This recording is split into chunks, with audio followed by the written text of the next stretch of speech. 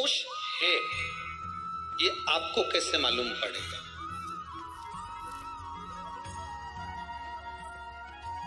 पितृ भूखे हैं इसका तो वर्णन हमने पहले कर दिया कि रात्रि को जब आप सोने के बाद में 1-1.5 घंटे बाद अगर आपकी नींद खुल जाए, 1 घंटा 1.5 घंटा आप सो लिए, उसके बाद जो नींद खुली तो 1-1.5 घंटे तक अगर आपको नींद नहीं आ रही है, रात्रि को सोने के बाद में 1 घंटे बाद जब उठे तो आपको प्यास लग गई, भूख लगने लगी, प्यास लगने लगी कि मेरे को पानी पीना पड़ेगा, घबराहट हो रही, पानी पीना पड़ेगा। 1-1.5 घंटे सोने के बाद अचानक नींद खुले और आपको प्यास लगे, समझ लेना आपके पितृ भूखे हैं और प्यास है।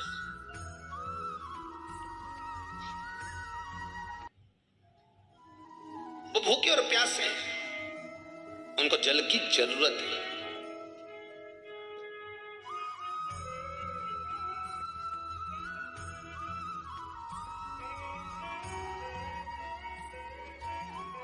किसी भी नदी में, सरोवर में, कुंड में, बावड़ी में, तालाब में, आप तीर्थ में जाकर जब स्नान करते हैं तो स्नान करने के बाद एक काम का नियम बना लो कि अपने हाथ की अंजलि में जल लेकर अपने पूर्वजों को देना। प्यासे रहते हैं, भगवान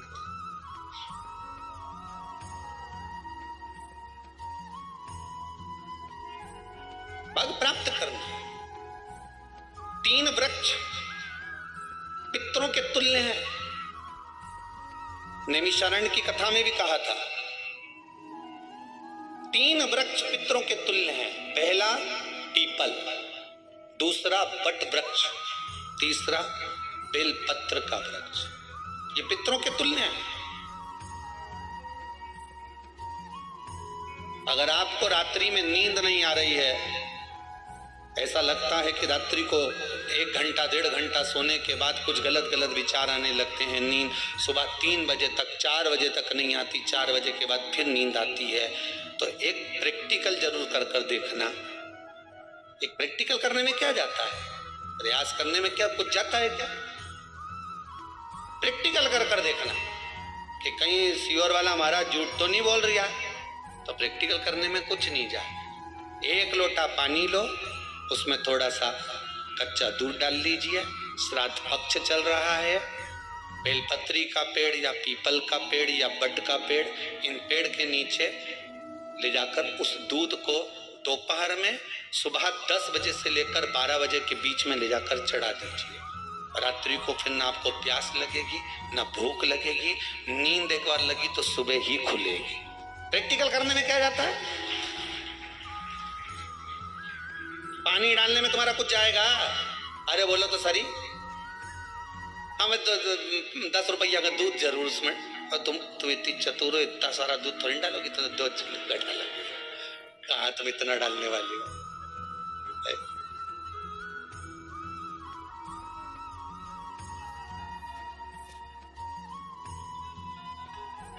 कहा बहुत चतुर लोग हो रहे संसार में हो। भले पूजन पाठ नहीं करे, पर कहीं का एकदम मिलने आ जाए ना, क्या अम्मा जी है क्या पाठ कर रही है, फिर वो भी बैठ गई तुरंत, अभी तो सोई थी।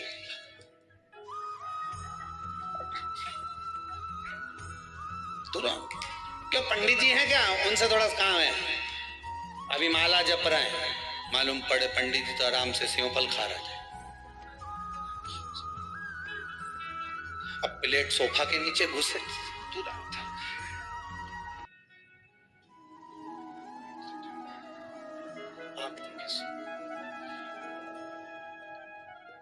प्रैक्टिकल करने में क्या जाता, कुछ भी नहीं बिगड़ेगा। ये तो बस जल डालोगे तुम्हारा ही कुछ अच्छा हो सकता है, बाबा की कृपा।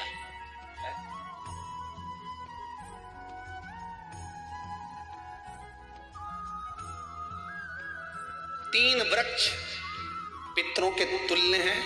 पहला जम के बोलिए पीपल, दूसरा वट वृक्ष, तीसरा बेलपत्री का वृक्ष। 3 पीपल के वृक्ष में 52,000 ब्राह्मण एक साथ निवास करते हैं, इसलिए पितृतुल्य। वट वृक्ष ब्रह्मा जी के मस्तक से बना, इसलिए पितृतुल्य है। और बेलपत्री का वृक्ष माता पार्वती जी के अश्रु से बना। जब आंसू गिरे थे माता जगत जननी जगदम्बा पार्वती के, उस समय पर पितृलोक में हलचल उत्पन्न हो गई थी। हमारी नातिन की आंख में आंसू कैसे आ गए? मैनावती की पुत्री है,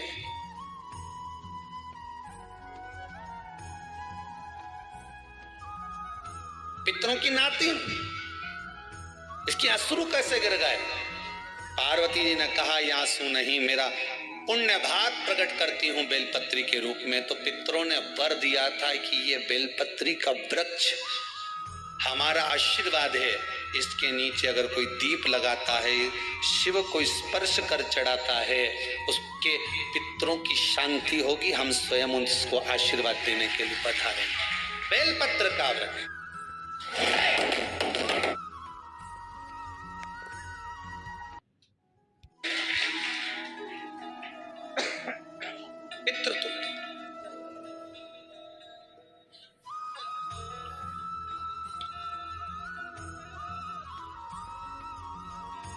तो रात्रि को अगर भूख लग रही है, प्यास लग रही है, तो पितृदोष।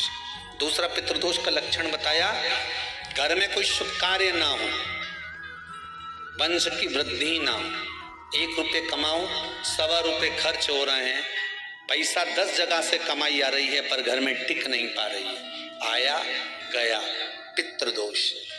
जरा सी कटोरी पड़ी है, उसके पीछे विवाद चालू हो जाए, पानी ढुल गया, उसके पीछे विवाद हो जाए, या छोटी छोटी बात में घर में क्लेश मचा हुआ है, पितृदोष है। समझ लो हमारे पूर्वज हमसे खुश नहीं, प्रसन्न नहीं। कोई कहता है गुरुजी श्राद्ध बड़े बेटे को करना चाहिए कि छोटे को करना चाहिए? शिव महापुराण की कथा कहती है, अगर जायदाद का पूरा हिस्सा बड़े ने लिया हो और तुमने अपनी माता का दूध ना पिया हो तो एक ही को कर लेने दो। अगर माता का दूध पिया है और अगर एक अंगूठी भी ली है, जरा सा एक कपड़ा भी अगर सास का लिया है, तो श्राद्ध तो तुझे करना ही पड़ेगा, करना ही पड़ेगा। तूने मेरा दूध पिया है तो बिल्कुल जम के तो बोलो। अगर तुमने उनका कुछ खाया है तो अब एक काम और हो सकता है, गुरुजी वो श्राद्ध अगर हम नहीं करें और बड़े भैया करें और हम उन्हीं के यहाँ चले जाएं तो चले जाएं, मना कौन कर रहा है? पूड़ी का तेल तू ले जा, खीर का दूध 2 थैली तू खरीद के ले जा। जितना वहां वो सेवा करे उतनी सेवा तुम करो। गलत है क्या? जायदाद का भी तो हिस्सा किया था। सुई की नोक के बराबर नहीं दुआने, ईंट इधर खसकी है तो हमारी इधर खसका दीजिए। हमारी बसियत में इतना लिखा है तो फिर बसियत में ये भी लिख के जाना चाहिए था। मैं तो क्यों सबके, तुम डरो मत ही रहे एक भी। जब छोरा छोरी के जब सब सामान प्रॉपर्टी दो ना, जमीन दो ना, जायदाद दो ना, सारा सामान छोरा छोरी के दो, तो उनके लिख के भी जाओ कि हमारी श्राद्ध कर दे अच्छे से, नहीं तो भूतड़ी बन के सताऊंगी।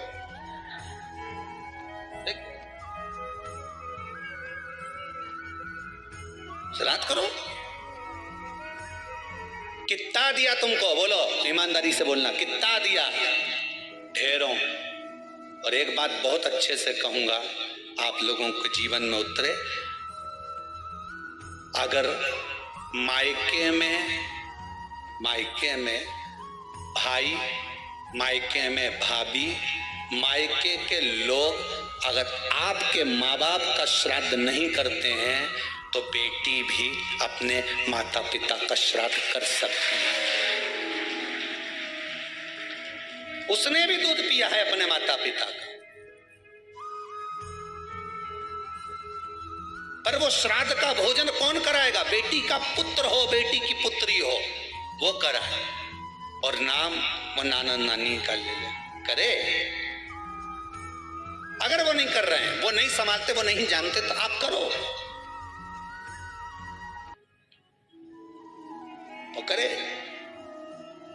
दो भाग होते हैं। जब एक रोटी गाय के मुख में दी जाती है, गाय के मुख में जब हम रोटी देते हैं, एक रोटी जब देते हैं, या तो गाय के मुख में 16 श्राद्ध में जब रोटी देते हैं तो रोटी को बीच में से तोड़कर, रोटी का जो भाग होता है उसको, मतलब ऊपर से फुलका का परत नहीं निकालना है, रोटी जो सीधी सीधी है ना, जैसे ये रोटी है तो इसको बीच में से तोड़ लिया, दो भाग विभाजित कर लिया, नीचे वाले भाग में भी थोड़ा सा गुड़ शक्कर रख लिया, ऊपर वाले भाग में भी गुड़ शक्कर रख लिया, एक के ऊपर एक रोटी को रख लिया, वो गाय को दी। तो अपन श्राद्ध पक्ष में 2 पूड़ी का प्रमाण है कि गाय को 2 रोटी दी जाती है, कुत्ता को 2 रोटी दी जाती है। 2 पूड़ी रख के देते भी देते, आप लोग तो देते होगे, 2 पूड़ी के ऊपर पूड़ी रखकर, थोड़ा सा मीठा रखकर, नमकीन रखकर, कुत्ते को भी देते, 2 पूड़ी तोड़कर कागा को भी देते। 2 पूड़ी का प्रमाण कहां से आया? 2 भाग रोटी के टुकड़े का प्रमाण कहां से आया? श्राद्ध पक्ष में ही ऐसा क्यों किया जाता है? बाकी के समय पर तो कोई ऐसा 2 पूड़ी का प्रमाण ही नहीं, पर श्राद्ध पक्ष में ये क्यों कहा जाता है कि पूड़ी के ऊपर पूड़ी रख दे, उसमें मीठा रख दे, खीर शक्कर रख दे, गाय को दिया, कुत्ते को दिया, कागा को दिया, ऐसे क्यों कहा जाता है? उसका कारण क्या होता है? उसका केवल एक कारण है, जो नारी ने भोजन का निर्माण करा है, जो घर की बहू भोजन बनाई है, जो घर की बेटी ने भोजन बनाया है, घर की माता ने भोजन बनाया है। महाराज, पिता पुरुष एक कुल को तारता है, बेटी 2 कुल को तारती है। जब श्राद्ध पक्ष में 2 भाग रोटी के कर गाय को देती है तो 1 भाग तो उसके ससुराल वालों को मिलता है।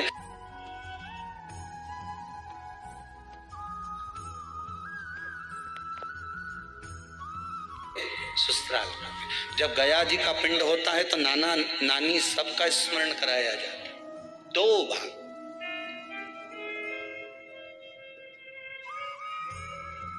पुण्यता प्राप्त। अब लोगों को मालूम तो है नहीं कि 2 पूड़ी क्यों रखते हैं, उसका कारण वर्णित है शास्त्रों। दोनों पक्ष तारने के लिए, दोनों पक्ष का स्मरण कराने के लिए। महाराज, बिंदु प्रेत योनि में पड़ा, चंचुला देवी उनके मोक्ष का प्रयोजन कर रही है, प्रयास।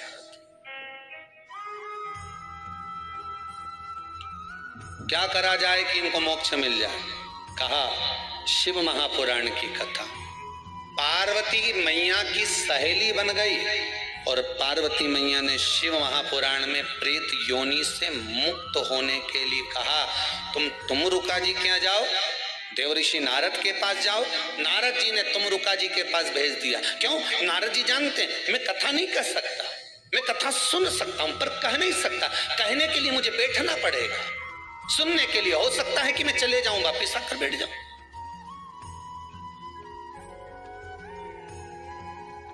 तुमरुका जी से कहा कथा कह दोगे? हाँ, कहने में क्या दिक्कत है, मेरे पति को प्रेत योनि से मुक्त करना है। तुमरुका जी बोलते हैं केवल तुम्हारा पति प्रेत योनि से मुक्त नहीं होगा।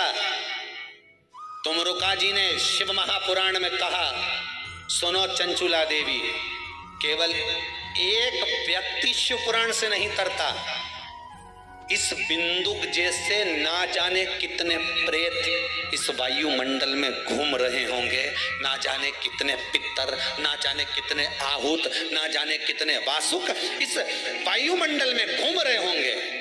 तुम्हारा पति तुमको दिखा नहीं, तुम्हारा बिंदुक तुम्हें कभी नजर आया नहीं, फिर कारण क्या था? बस मन में शांति नहीं है। घर में सारा सुख है पर हृदय में शांति नहीं, समझ लो पितृदोष है। क्या करा जाए फिर? क्या करोगे? महाराज, हृदय शांति, हृदय शांति। केवल एक अकेला बिंदुक शिव महापुराण की कथा सुनकर नहीं तरेगा।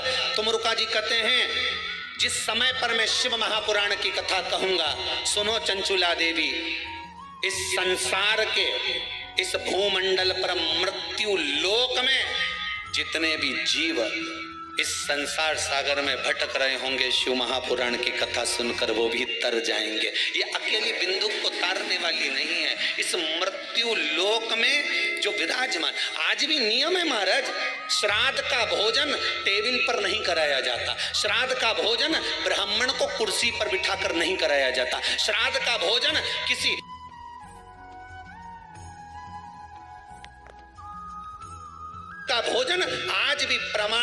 कि ब्राह्मण के लिए भूमि पर आसन लगना चाहिए और जमीन पर बैठकर कराना चाहिए। तब क्यों? क्योंकि इस भूमि पर बैठकर जब भोजन कराएंगे, इसी भूमि से ना जाने कितने पितृ गए, कितने तर्पण हुए, कितनी तिलांजलि हुई, इसी भूमि से, इस रज से, इस कण से ना जाने कितने जीव चल गए। अब लकड़ी पर या टेबल पर या कुर्सी पर बैठकर ब्राह्मण को भोजन कराने का प्रमाण नहीं है। अब आपका फैशन ज्यादा हो गया तो बात दूसरी है। पंडित जी ऊपर बैठ के खा लोगे क्या? पंडित जी तो बोल देंगे अच्छा है खिला दो।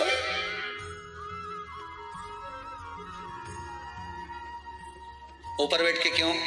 वो झुकने में थोड़ी सी कमर लचक जाए, क्योंकि खीर परसेगी तो झुकना पड़ेगा। अब ब्राह्मण अगर भोजन करने आसन पर बैठेगा, तुम अगर थोड़ा झुककर परसोगी, ब्राह्मण के सम्मुख में आप थोड़ा सा भोजन कराते समय झुकोगी, जरा विचार करिए। यशोदा मैया के घर में संतान नहीं थी। यशोदा जी श्रावण के महीने में श्रावणी करने आए हुए ब्राह्मण को मात्र खीर परोसने के लिए गई थी। 52 साल की उम्र थी, संतान का सुख नहीं दिख रहा था, खीर परोसने के लिए गई। उतनी देर में ब्राह्मणों ने देखा इनके घर में संतान नहीं है, पुत्र भव कह दिया। और यशोदा जी के पति श्री नंदराय जी कह रहे हैं कि बाबा मैं 60 का, ये 55 की, बाल हो गए धोले और तुम कह रहे पुत्र होगा, कहां से होगा? ब्राह्मण कहते हैं ब्राह्मण जब भोजन करता है, भोजन करते समय जब वर देता है, वो वर गलत नहीं हो सकता, कहीं से भी आएगा, पर छोरा तो आएगा। और आया, कहीं से भी आया, पर पुत्र आया, क्योंकि आशीर्वाद दिया था। श्राद्ध पक्ष का भोजन टेबल पर नहीं, कुर्सी पर नहीं, श्राद्ध पक्ष का भोजन ब्राह्मण को आसन लगाकर जमीन पर कराना चाहिए, भूमि पर।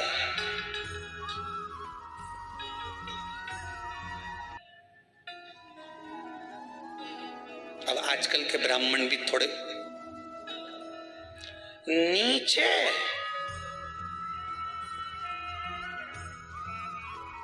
अगर हम टेबल पे ही जिम लें तो जी क्या बोले भी तो क्या बोले, तो मैं बता।